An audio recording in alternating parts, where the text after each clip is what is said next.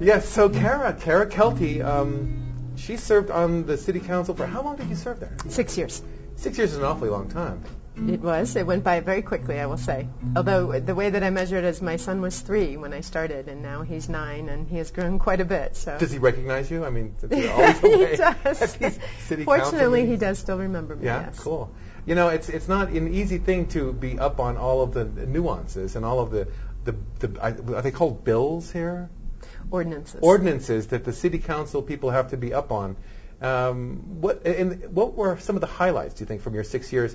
What are some of your favorite decisions, and what are some of the ones that left you with a bit of a challenge in yourself? Okay. I'll say what I'm most proud of is the creation of the land trust. When I got on council, and prior to that, living in Flagstaff, everybody complained consistently about lack of affordable housing. Mm-hmm. But I felt like nobody was actually putting solutions on the table. And so I was involved in 2 processes. One, the creation of the Community Housing Land Trust, mm-hmm. in which homes will be built on city-owned property, and the owner has the opportunity to purchase the house and then lease the land from the city of Flagstaff.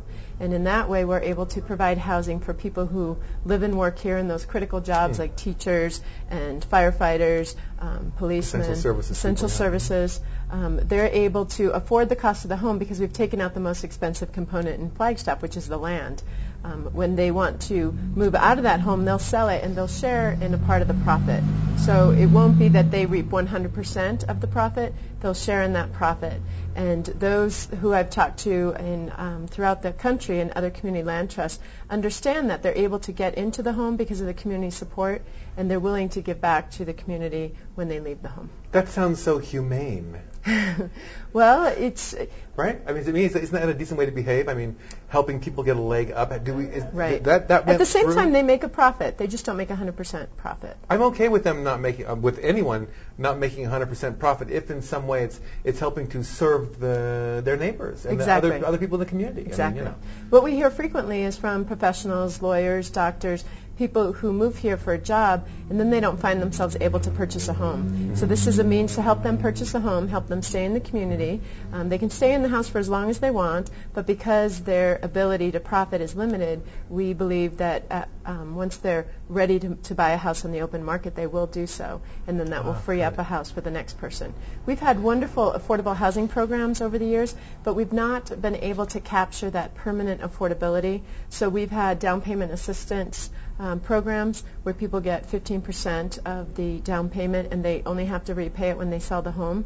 But the problem is because housing is increasing the cost so quickly that the money that we have to give them for the down payment assistance is too low. It's not fruitful any longer. So we were looking for programs that had a permanent affordability link. Right. The other thing that I'm proud of is my participation in the Community Housing Land Trust.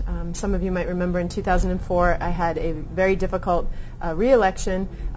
There was a well-funded group that tried to prevent me from winning office because they believed that I wasn't willing to work on issues related to growth and to housing. So as soon as I won election, I invited those members to sit down at the table with me, and they included the home builders, engineers, architects, people involved in the whole spectrum of housing. Helen Hudgens from Both Hands, large employers, and I said, how are we going to tackle this affordable housing issue? Right. And it was a year-long process. The first month we met every week, and then we went to monthly. And we have implemented, or I should say the City Council has implemented many of the recommendations from the Community Housing Policy Task Force. And the largest one is in process, and that's redoing our land development code.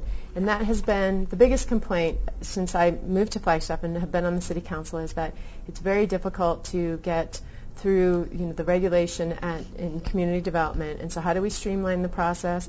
How do we encourage developers when they come in the door to be willing to build affordable units instead of large units on large pieces of land? And many developers say there's just been such a turnaround, such a change, a noticeable difference in City Hall and those processes. So I'm proud of my involvement in that. I'm also proud of our passing the U.S. Conference of Mayors Climate Protection Agreement.